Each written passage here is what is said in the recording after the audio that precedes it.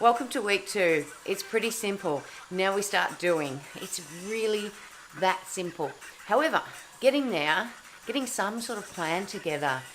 I've put together a worksheet that'll allow you to develop a 12-week overview of how you think your plan will pan out.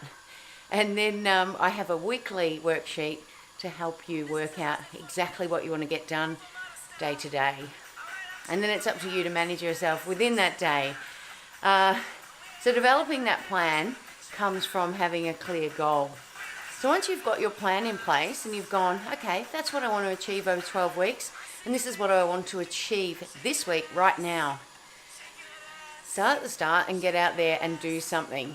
So if you've said you're going to go for an hour ride, just go for an hour ride. If it's actually not as hard, or you're not in the mood to do the hill repeats you set yourself, just get out and ride. Because if you didn't ride, you didn't do anything, did you? It's all about consistency. Just do those little things today. And on that topic of going out for an hour ride, a lot of the time people think you need to train like a pro cyclist and have 20 plus hours a week at your disposal. You can get away with something like 5 hours a week if that's all you've got. Obviously, if you've got a little bit longer, then you can have longer rides on the weekend. But you're working out exactly what you've got at your disposal. So the question still remains, how much time do you need? Well, you know what? It's how much time you have. Training is simply adding stress in some form or another. You can ride your bike along and everything's fine. And you can do that day in, day out. But if you want to progress, you've got to extend that. And that can be via adding duration, adding intensity, and adding frequency. Some people will do a 1 hour session in the morning, a 1 hour session at night.